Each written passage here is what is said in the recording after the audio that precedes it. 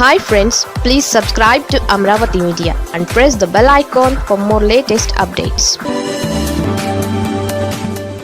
రఘురామను justice NV Ramana కాపాడారా? Justice NV Ramana ఇటీవల వార్తల్లో నిలిచారు. ఓ ప్రైవేట్ యూనివర్సిటీ స్నాతకోత్సవంలో ఆయన చేసిన వ్యాఖ్యలు వైరల్ అయ్యాయి. ముఖ్యంగా తనను గత ప్రభుత్వం వేధించిందని, తన కుటుంబ సభ్యులపై క్రిమినల్ కేసులు నమోదు చేసిందంటూ ఆయన సంచలన వ్యాఖ్యలు చేశారు. అయితే గతంలో జరిగిన పరిణామాలను ఉదాహరిస్తూ మాజీ ముఖ్యమంత్రి జగన్మోహన్ రెడ్డి విషయంలో ఎన్వి రమణ ఎందుకు ఉదాసీనంగా వ్యవహరించారని నెటిజన్లు ప్రశ్నిస్తున్నారు. అయితే అమరావతి రాజధాని రైతుల న్యాయ పోరాటాన్ని ఉదాహరిస్తూ ఎన్వి రమణ మాట్లాడారు. మధ్యలో రఘురామకృష్ణంరాజు ప్రస్తావన తీసుకొచ్చారు. అయితే ఇప్పుడు ఇదే అంశంపై తాజాగా ఓ ఇంటర్వ్యూలో మాట్లాడారు రఘురామకృష్ణంరాజు.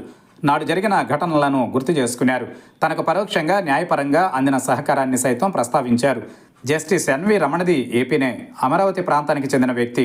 సుప్రీంకోర్టు ప్రధాన న్యాయమూర్తిగా ఆయనకు అరుదైన అవకాశం వచ్చింది. అయితే ఆ సమయంలో ఈ రాష్ట్రానికి ముఖ్యమంత్రిగా జగన్మోహన్ రెడ్డి ఉన్నారు. అయితే అప్పట్లో వైసీపీ ప్రభుత్వానికి వ్యతిరేకంగా ఏపీ హైకోర్టులో ప్రతికూల తీర్పులు వచ్చేవి. అయితే జస్టిస్ ఎన్వి రమణను అడ్డం పెట్టుకుని ఏపీ హైకోర్టును మేనేజ్ చేస్తున్నారన్న ఆరోపణలను అప్పట్లో చేశారు. దానిపైనే అప్పటి సుప్రీంకోర్టు ప్రధాన న్యాయమూర్తికి లేఖ రాశారు. ఆ విషయంపై సాక్షిలో సైతం పతాక శీర్షికన కథనం వచ్చింది.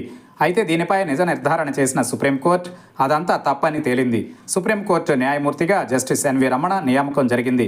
అయితే అదే లేఖలో అమరావతి రాజధాని ప్రాంతంలో ఎన్వి రమణ కుటుంబ సభ్యులు అక్రమంగా భూములు కొనుగోలు చేశారని ప్రస్తావించినట్లు తెలుస్తోంది. అప్పట్లో వారిపై క్రిమినల్ కేసులు కూడా నమోదయ్యాయి. నాటి పరిస్థితులను గుర్తు చేసుకుంటూ జస్టిస్ ఎన్వి రమణ ఓ ప్రైవేట్ కార్యక్రమంలో మాట్లాడడం మాత్రం హాట్ టాపిక్ అయింది. అయితే సుప్రీంకోర్టు ప్రధాన న్యాయమూర్తి అయ్యారు జస్టిస్ ఎన్వి రమణ. అప్పటికే జగన్మోహన్ రెడ్డిపై అక్రమాస్తుల కేసులు ఉన్నాయి. ఆయన బెయిల్పై బయట ఉన్నారు. ఇది ఇబ్బందులు పెట్టిన జగన్మోహన్ రెడ్డి కేసుల విషయంలో ఎందుకు ఉదాసీనంగా వ్యవహరించారని జస్టిస్ ఎన్వి రమణను సోషల్ మీడియా వేదికగా అనేక మంది ప్రశ్నిస్తున్నారు. కానీ జస్టిస్ ఎన్వి రమణ గతంలో జరిగిన పరిణామాలను గుర్తు చేసుకున్నారే తప్ప ఏ ప్రభుత్వం పైన, ఏ నేత పైన విమర్శ చేయలేదు. ఒక్క మాట నిజం, ఆయన ఈ దేశ అత్యున్నత న్యాయస్థానానికి ప్రధాన న్యాయమూర్తి అయ్యారు. ఆయన నియామకం సమయంలో ఏపీ ప్రభుత్వం నుంచి ఏ రకమైన పరిస్థితులు ఎదురయ్యాయో తెలుసు. అందుకే తన 16 నెలల పదవీ కాలాన్ని బాధ్యతతో వ్యవహరించారు ఎన్వి రమణ. అటువంటి వ్యక్తిపై సోషల్ మీడియా వేదికగా ఇటువంటి ప్రశ్నలు రావడం దురదృష్టకర చర్యగా అభివర్ణించారు రఘురామకృష్ణంరాజు. ఓ సీనియర్ జర్నలిస్ట్ ఇంటర్వ్యూలో రఘురామకృష్ణంరాజు ఇదే అంశంపై మాట్లాడారు. నాడు అమరావతిలో జస్టిస్ ఎన్వి రమణ కుటుంబ సభ్యుల భూముల కొనుగోలుకు సంబంధించి క్లారిటీ ఇచ్చారు. జస్టిస్ ఎన్వి రమణ స్వగ్రామానికి దగ్గరలో కుటుంబ సభ్యులు న్యాయబద్ధంగా భూములు కొనుగోలు చేశారని చెప్పుకొచ్చారు. తనకు నేరుగా న్యాయ సహాయం ఎన్వి రమణ చేయలేదని, తాను సాయం అడగలేదని కూడా చెప్పారు. కనీసం బెయిల్ రాని విధంగా తనపై దేశద్రోహం కేసు నమోదు చేశారని, దారుణంగా కొట్టారని మీడియాలో తెలుసుకున్న జస్టిస్ ఎన్వి రమణ తాను వేసుకున్న పిటిషన్ను కోర్టులో విచారణ జరపమని మాత్రమే ఆదేశాలు ఇచ్చారని, అది కూడా నిబంధనల మేరకు మాత్రమే చేశారని నాటి సంగతులను గుర్తు చేసుకున్నారు రఘురామకృష్ణంరాజు.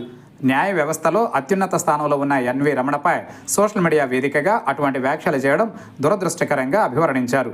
నాటి సంగతులను గుర్తు చేసుకుంటూ జగన్ ఏ విధంగా పరిపాలన చేశారో ఈ రాష్ట్ర ప్రజలకు గుర్తుంది అని వ్యాఖ్యానించారు. మొత్తానికైతే నాటి సంగతులపై ఫుల్ క్లారిటీ ఇచ్చారు రఘురామకృష్ణంరాజు.